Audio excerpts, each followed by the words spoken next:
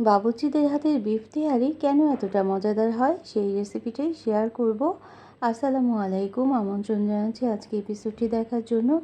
আশা করছি কাছে দূরে সবাই অনেক বেশি ভালো আছেন। এইভাবে করে বিফ তেহারি রান্না করলে বাইরে থেকে কিনে আনার কিন্তু কোনো দরকারই নেই। আর রেসিপিটি ভালো লাগলে লাইক কমেন্টে শেয়ার করে পাশে থাকতে পারেন। মাশাআল্লাহ, কত সুন্দর দেখতে, যেমন লোভনীয় লাগছে, খেতেও অনেক সুস্বাদু হয়েছিল। তো দেখছি কিভাবে করে আজকে রেসিপিটা তৈরি করি। এখানে আমি 3 কাপ পরিমাণ চিনি গুঁড়ো পোলাও চাল নিয়ে নেব এবং চালটা আধা ঘন্টা সময় নিয়ে পানিতে ভিজিয়ে রাখতে হবে। নর্মাল ঠান্ডা পানিতে ভিজিয়ে রাখার পর তারপর ধুয়ে নিতে হবে।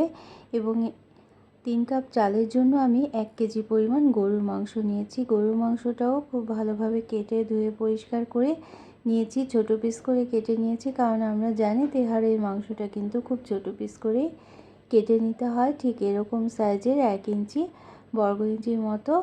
তো স্ট্রেন করে রেখে দিলাম কিছুটা সময়। এখন মশলা দিয়ে ম্যারিনেট করে নিতে হবে। 1 টেবিল চামচ পরিমাণ লবণ দিয়ে দিলাম এবং আদা রসুনের পেস্ট দিয়েছি 3 টেবিল চামচ পরিমাণ। আদা রসুন 60:40 করে পেস্ট করা আছে। আর এখানে 1 কাপ পরিমাণ পেঁয়াজ কুচি দিয়ে দেব। লবণ পেঁয়াজ কুচি দেওয়ার পর আমরা শাহি গরম মশলার গুঁড়ো দিয়ে দেব 2 টেবিল চামচ পরিমাণ। এই শাহি গরম মশলা গুঁড়োর জন্যই কিন্তু বিফ তেহারি রান্নাটা অনেক বেশি সুস্বাদু হবে, একেবারে বাবুর্চিদের মতো। আর এই শাহি গরম মশলা গুঁড়োর রেসিপিটা আমার আই বাটনে দেয়া থাকবে। এই রেসিপিটা কিন্তু অবশ্যই দেখে নিতে পারেন। এই মশলাটা তৈরি করে নিলেই এই গরুর মাংসের বিফ তেহারিটা একেবারে বাবুর্চিদের মতো করে তৈরি করা যাবে। তো অন্যান্য মশলা কিন্তু আর তেমন ব্যবহার করব না। এখানে 1 চা চামচ পরিমাণ ধনে গুঁড়ো, 1 চা চামচ পরিমাণ শুকনো মরিচের গুঁড়ো দিয়ে দেবো। আর অবশ্যই কিন্তু আধা কাপ পরিমাণ সর্ষে তেল দিয়ে দিয়েছি। বিফ তেহারিতে অবশ্যই সর্ষে তেলটাই দেওয়ার চেষ্টা করবেন। তো এখন ভালোভাবে মিশিয়ে নিতে হবে। এখন এই মিশানোর কাজটা কিন্তু খুব জরুরি। মিশিয়ে নেওয়ার পর আমরা চুলোতে দিয়ে দেব। ম্যারিনেট করে রাখার কিন্তু কোনো দরকার নেই। চুলোতে দেওয়ার পর কিছুটা সময় নেড়ে নিতে হবে। নাড়তে নাড়তেই পানি উঠে যাবে, সেই পানিতে আমরা প্রথমে কষিয়ে নিতে হবে মাংসটাকে। দেখেন প্রায় 1 কাপ পরিমাণ পানি কিন্তু উঠে গিয়েছে। মাংসটা এভাবে করে নাড়তে হবে প্রায় 10 থেকে 15 মিনিট। আমি এভাবে করে নেড়ে নিয়েছিলাম। নাড়তে নাড়তেই খুব সুন্দর যে একটা পানি উঠেছে, সেই পানিটা অনেকটা শুকিয়ে যাবে এবং তারপর আমরা সিদ্ধ হওয়ার জন্য পানি দিয়ে দেব। খুব ভালোভাবে প্রায় 40 থেকে 50 মিনিট সময় রেখে আমি ঢেকে রেখে রান্না করে নিয়েছিলাম। গরুর মাংসর প্রিপারেশনটা খুব ভালোভাবে তৈরি করে নিলেই কিন্তু বিফ তেহারি রান্নাটা অনেক ভালো হবে। এই গরুর মাংসটা কিন্তু শক্ত থাকা যাবে না, একেবারে সফট করেই কিন্তু সিদ্ধ করে নিতে হবে। চাইলে কিন্তু প্রেসার কুকারে দিয়েও এই পর্যায়ে সিদ্ধটা করে নিতে পারেন, তবে প্রেসার কুকারে দিলে পানির পরিমাণটা বুঝে শুনে দিতে হবে। আমরা যদি হাঁড়িতে রান্না করি তাহলে প্রায় 1 ঘন্টা সময় নিয়ে রান্না করলে 2 থেকে 3 কাপ পরিমাণ পানি দিতে হবে, বা যতটুকু পানি প্রয়োজন হবে সিদ্ধ হতে শুকনো শুকনো করে সিদ্ধ করে নিতে হবে, ভুনা ভুনা করে সেই রকম পানি দিতে হবে। আর প্রেসার কুকারে রান্না করলে 1 কাপ পরিমাণ পানি দিয়ে যদি ঢেকে রাখেন 5-6টা সিটি দিয়েই কিন্তু নামিয়ে নিতে পারবেন। এই গরু মাংসটা এভাবে করে প্রিপারেশন করে তারপর রান্নাটা শুরু করতে হবে। তো এই পর্যন্ত যারা দেখলেন একটা লাইক দিতে ভুলে গিয়েছেন, অবশ্যই কিন্তু একটা লাইক দিয়ে দিতে পারেন। তো আমি ঢেকে এখন রান্না করব, আর এই জন্য 3 কাপ পরিমাণ পানি দিয়েছি। তো আমি চালের বিষয়টা বলছি। চালটা আমি প্রথমে আধা ঘন্টা ভিজিয়ে রেখেছিলাম, তারপর পানি পাল্টে ধুয়ে নিয়েছি এবং তারপর স্ট্রেন করে রেখে দিয়েছি। অবশ্যই কিন্তু স্ট্রেন করে রাখতে হবে। দেখলেন তো, 1 ঘন্টা রান্না করে নেওয়ার পর 3 কাপ পানি দিয়ে, অবশ্যই গরম পানি দিয়েছিলাম, মাংসটা খুব সুন্দরভাবে কুক হয়ে গিয়েছে, একেবারে নরম নরম হয়ে।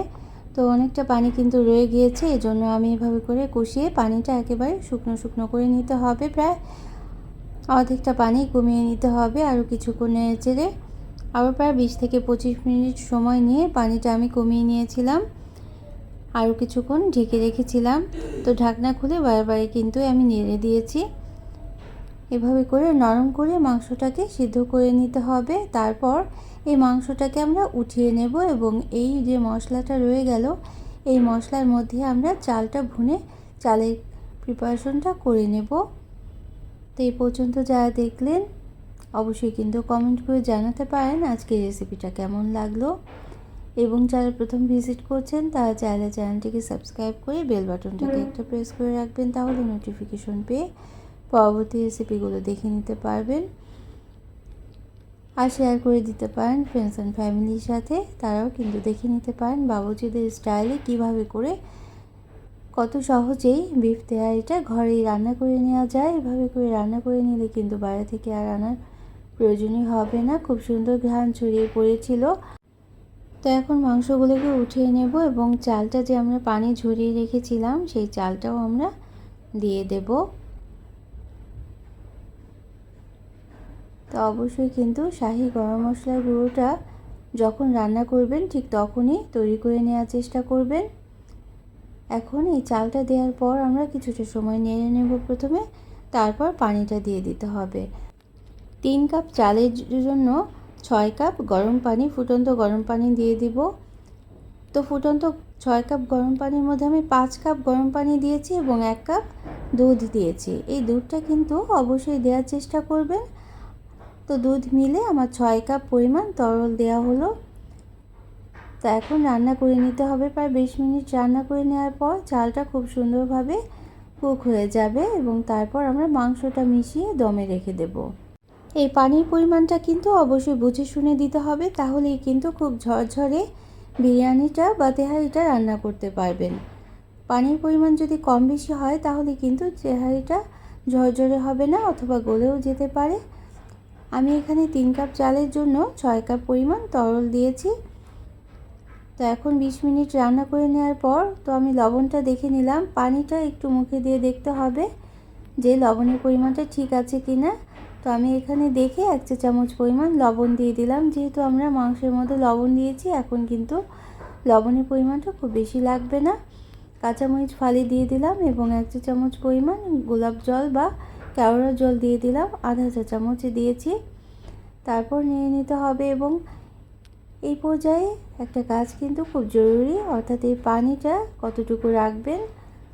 যখন ভিজে ভিজে থাকবে এই চালটা তখনই কিন্তু মাংসটা আমরা দিয়ে দেবো, একেবারে শুকিয়ে ফেলা যাবে না। আর অবশ্যই দেখে নিতে হবে চালটা খুব ভালোভাবে সিদ্ধ হয়েছে কিনা। আমি আধা চা চামচ পরিমাণ চিনি দিয়ে দিলাম। এই চিনিটাও কিন্তু দিতে হবে, বাবুর্চিরা কিন্তু চিনিটা দেওয়ার চেষ্টা করে, তবে খুবই অল্প পরিমাণ। তা এখন নিয়ে নিতে হবে। আর চালটা এই পর্যায়ে যদি সিদ্ধ না হয়ে থাকে তাহলে আর একটু পানি, গরম পানি দিয়ে আরও কিছুক্ষণ রেখে দিতে পারেন। তা আমার চালটা কিন্তু খুব ভালোভাবেই সিদ্ধ হয়ে গিয়েছে। একটা চাল মুখে দিয়ে দেখতে হবে, ভিতরে যদি শক্ত থাকে তাহলে বুঝতে হবে চালটা সিদ্ধ হয়নি। আর যদি নরম হয়ে যায় অর্থাৎ 80% কুক হবে যখন, তখনই মাংসটা এভাবে দিতে হবে। এখন আমরা নিচে একটা ভারী তাওয়া দিয়ে দেব এবং চুলার ফ্লেমটা আমি দেখিয়ে দিলাম এরকম একেবারে কম করে দিতে হবে। লো আছে আমরা প্রথমে একটা ভারী তাওয়া দিয়ে দিলাম এবং তারপর যে পাত্র রান্না করেছিলাম সেই পাত্রটা বসিয়ে দিলাম।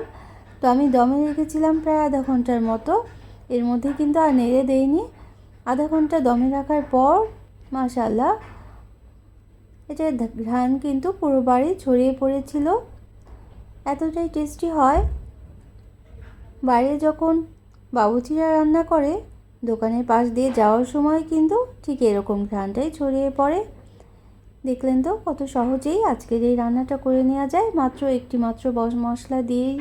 অর্থাৎ এই গরম মশলাটা যদি তৈরি করা থাকে তাহলে যে কোনো সময় এই বিফ তেহারিটা রান্না করে নিতে পারেন। তা আমি পরিবেশন করে দেখিয়ে দিয়েছি। তো বিফ এবং চালের পরিমাণটাও ঠিক এরকম রেশিওতে যদি রাখেন এবং পানির পরিমাণটা যদি ঠিকঠাক দিতে পারেন, আর এই একটা মশলা দিয়েই এত মজাদার করে বিফ তেহারিটা রান্না করে নিতে পারবেন। তো অবশ্যই কিন্তু অন্য কোনো দিনে অন্য কোনো রেসিপি নিয়ে আসবো, সেটাও দেখার চেষ্টা করবেন। আর ফেসবুক থেকে দেখলে অবশ্যই পেজটাকে ফলো করে রাখবেন। আর অবশ্যই কিন্তু পেঁয়াজ বেরেস্তাটা দিয়ে দিতে হবে। তবে নামানোর আগে আমি 1 টেবিল চামচ পরিমাণ ঘি দিয়েছিলাম, সেটা কিন্তু স্কিপ হয়ে গিয়েছে। অবশ্যই কিন্তু ঘি এবং পেঁয়াজ বেরেস্তাটা নামানোর আগে দিয়ে দিতে হবে। Thanks for watching. Allah Hafiz.